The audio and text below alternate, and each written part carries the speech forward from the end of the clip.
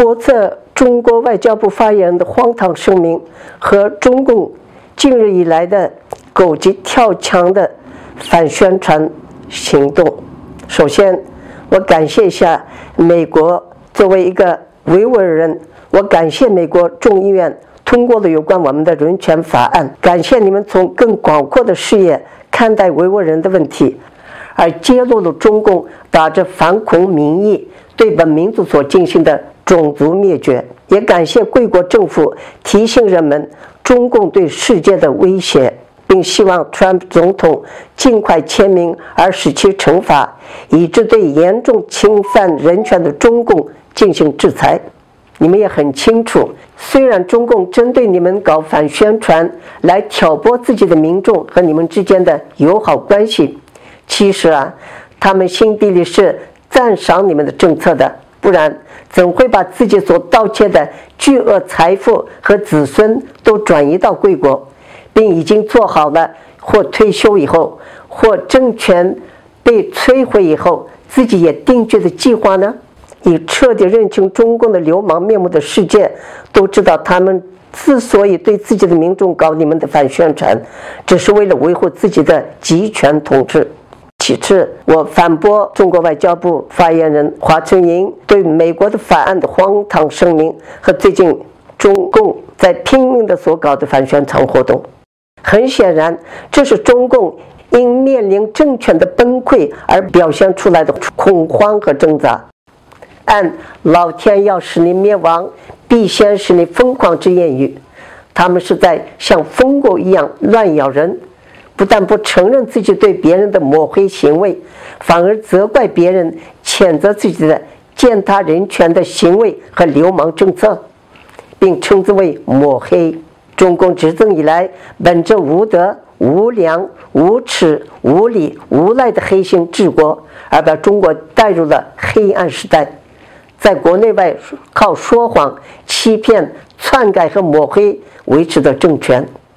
把人们当盾牌，利用中国人们的名义来威胁世界等耻辱的行为是无可争辩的事实。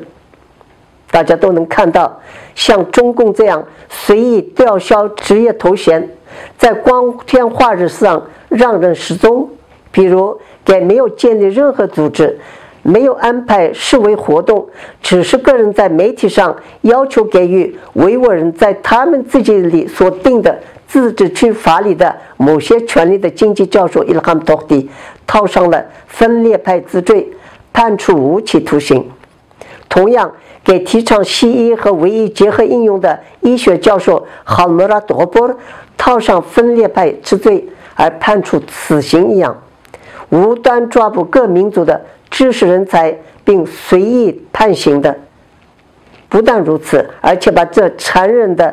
恐怖行为延伸到国外来威胁在世界各地的维吾尔人和其他中国公民的中共暴徒们，居然还有脸谈人权。我问中共，你们能交代出执政以来的70年导致了按外国专家推测的8500万无辜人死亡的延安改革、土改、大跃进、反右、翻三翻五、文革、天安门大屠杀、迫害法轮功学员、活摘器官、迫害和屠杀藏人的之罪吗？你们能为自1990年以来在东土厥斯坦所执行的杀害了上万母婴鸡的计划生育，2009年以来公开杀害、逮捕和暗杀的形式夺取了为公平而和平游行的27500名维吾尔大学生，但只报极少杀害人数。2016年以来，用新高技术把东土厥斯坦转变为露天监狱，禁止民族语言、风俗习惯、婚礼、葬礼、亲友聚集等所有的社会活动，给自己的群体把维吾尔人介绍为小偷、恐怖分子，因而煽动两个民族之间的敌意，导致人们生活紧张和不安。特别是为了种族灭绝的目的而建立的比纳粹是更可怕的人们高喊再也不要重复的集中营，把以科学家、宗教人士、作家、艺术家等知识分子为首的，从未参与任何政治活动，而只是执行自己的宗教义务的，甚至过着普通生活的无辜的500多万维吾尔人关进了集中营，用新发明出来的各种酷刑来杀害、致残、强奸，用各种化学药品剥夺维吾尔人的生产能力，把其中的150万年轻的维吾尔人转移到他省的监狱，用同样的酷刑杀害他们，并活摘他们的器官，用不允许亲戚收养父母被关押在集中营的近100万儿童，而残忍地把他们也关押在所谓的幼儿园的儿童集中营里，同化他们的手段来解散家庭的，派男干部到男人被关押在集中营家里吃住，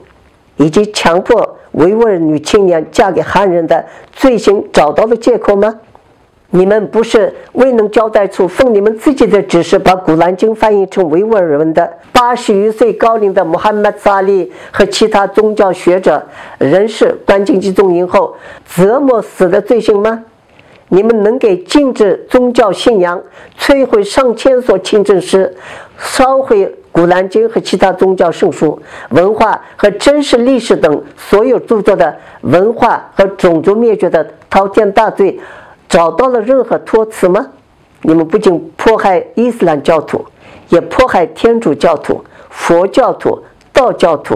摧毁他们的宗教活动场所的所有证据不是摆在世界面前吗？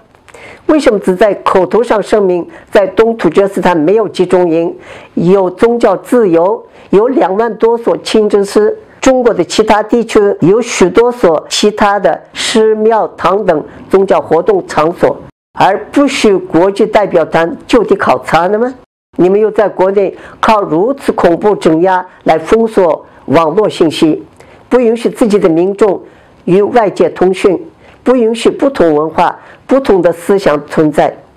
为了给人民灌输自己的思想理论，通过洗脑而使人们变成被你们控制的机器人，在国际靠欺骗、傻逼、布设贷款陷阱、行贿赂和恐吓拉关系，一方面用强盗的逻辑来践踏国家和国际法律，另一方面又毫无羞耻地以法律为借口说别人违法犯罪。你们的傲慢性竟然到了如此地步，能毫无犹豫地声称任何国际协议是可以违背的，因为国际组织没有强迫执行的力量。所以你们从来没有尊重和执行和世贸组织、联合国以及其他任何国家所签署的协议，并滥用自己在联合国的地位和法律漏洞来收益。当以联合国为首的世界组织和捍卫民族主义和人权的国家和团体凭证据来谴责你们所犯的人权罪时，对自己所有的罪恶所只能做的只不过是抵赖和撒谎，不是？继美国定出香港人权法和众议院通过维吾尔人权政策草案后，不但通过自己的媒体狂发相关新闻，包括发言人的声明在内，用暴力让国内所有的单位、组织、人士背诵和阅读你们自己为他们所写好的发言稿，通过驻外领事馆、通过驻外使领馆来抵赖，还通过用沾满无辜人的血泪的肮脏的钱收买的外国媒体来搞反宣传，并控告美国维吾尔人一切以及所有谴责你们的每一个人，还狂妄地把挨着你们违反人权的暴行称为是干涉你们的内政，企图组织维吾尔人法律草案惩罚，以致逃避制裁。最可笑的是，继数落美国挑拨民族关系后，又开始通过央视来发表文章，并播放了一系列包含大多数是捏造出来的，或是把发生在其他地区的恐怖活动也归于维吾尔人的所谓的与恐怖斗争以及其他题目的纪录片和文章，企图继续欺骗世界，逃脱罪行，并挑拨民族关系。所谓的与恐怖斗争的纪录片里所放映的几个真实的激烈事件，就是反映你们的独裁领袖毛泽东所说的“哪里有压迫，那里就有反抗”的理论。忍不住你们不给我们你们自己法律里所定的自治权，对我们施加的过度压力，在教育、工作和其他方面的不平等待遇，挑拨汉族与我们之间，而允许他们欺负我们等政策，而起来反抗的年轻人的有理的运动。难道在中国历史上也未曾发生过不少为不公平而发动的抗议运动吗？你们给那些抗议运动起什么名字？也是恐怖活动吗？还记得当有关集中营的证据一个一个的摆在你们面前时，你们说了多少次谎话，改了多少次口吗？还有邀请自己选择的外国人到东突厥斯坦参观所谓的职业培训中心，让用威胁上台的人群表演的可笑的戏吗？你们所做的就是 George Orwell 在1984书里所写的有关极权主义的挂为无有的特点，也就是对自己不利的事要么就篡改，要么就抹杀。知情者知道你们放映的这些所谓的纪录片里的所有事件全是给维吾尔人的抹黑，并用一贯的欺骗手段企图掩盖自己的罪恶行为，因而世人不但不重视你们的主张，而且认为是荒谬。几个月之前你们连续发布的那些从头到尾是谎言的一系列白皮书，不是被世界嘲笑了吗？对这次集中营的内部机密文件被泄露，还有维吾尔人在其内所受迫害的严重程度曝光后，你们所做的自我辩护更是可笑至极。你们可能太相信那骗人大师的祖宗孙子和纳粹教授国杯所谓经常重复说谎成实施的宣传法会永远成功。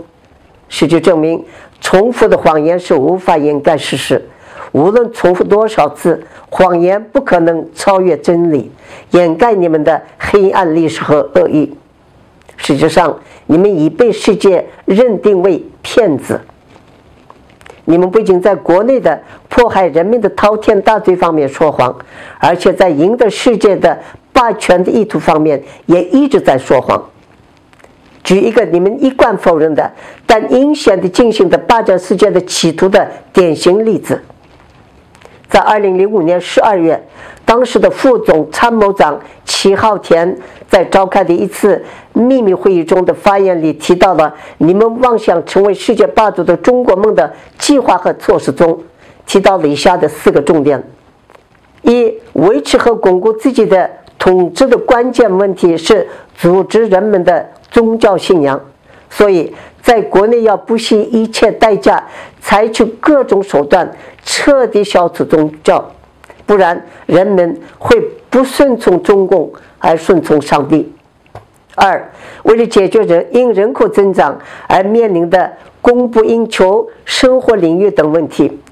尽力迁移汉人到国外，甚至为了达到最终目的而渐渐地侵占美国、加拿大和澳大利亚的全部国土，从而在那些国家形成一个由中共领导的新中国。三、在此前为了发展成强国，暂时隐瞒目的，争取和美国搞好关系，用偷、骗、抢夺等手段来得到美国的资本和现金基础。四、征服美国的方式不靠重武器，而是要靠自己拥有的化学武器。从近几年以来你们所采取的一系列政策中，可明显地看到你们的这个意图。譬如2009年的中央有关少数民族政策的会议里所做出的，为了将来在世界建立一个中华民国而要拼死斗争的决定。二、通过贷款陷阱而抢夺和霸占他国的战略性机构甚至国土的一带一路计划。三、中国制造2025计划。四、用千人计划盗取美国的知识产权和先进技术，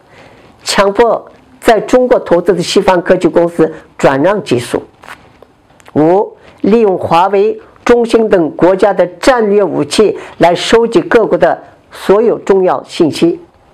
6. 在撒哈拉、南非、加勒比海、拉美洲等地区扩张活动。7. 尽力对美国发动经济战争。8. 大搞军事扩张，企图封锁南海等等的影响行动。你们自己不照一照镜子，却怪别人搞乱这个国家那个国家，现在又想搞乱中国的香港和所谓的新疆，并声称自己是搞乱者的一厢情愿和痴心妄想，绝对不可能得逞。以为世界不知道，一旦你们统治世界，肯定会用同样的恐怖政策搞乱所有的国家，犹如国内给全世界带来极大的灾难。所以我说，这也是你们的一厢情愿和痴心妄想，因为靠镇压进行统治和解决问题，必然会走进死路。你们也很清楚，世界也觉醒和看清了你们的邪恶性和对世界的威胁，因而所有爱好民主、和平和平等的力量一定会团结一致，从世界上清除掉你们。因此，针对世界的谴责，你们的狗急跳墙行动是徒劳的。我还要向那下场肯定会跟努尔白克利一样的所谓自己区主席的傀儡舍拉扎克提个问题：你匆匆忙忙的奉命去北京，声明所谓的在教育营的所有学员都结业回家了，那么为什么在国外的亲人还是无法和他们联系，得不到他们的信息呢？你们把他们派到哪儿去了？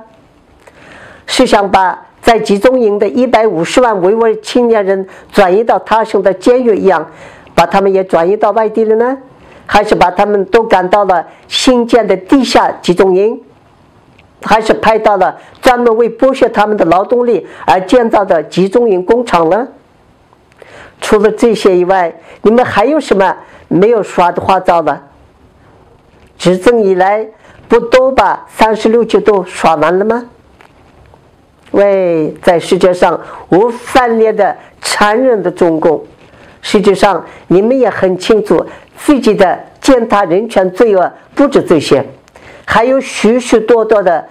罪行和执行者将遭到世界的谴责和制裁。在最近的将来，肯定会成立一个审判和惩罚你们的国际法庭。根据我们得到最新消息，你们在烧毁其他有关集中营的材料、证据和计算机。即使这样，采取任何其他像这样的文件隐藏在自以为是不可能揭露的地方等手段，你们也绝对逃脱不了惩罚。等着瞧吧。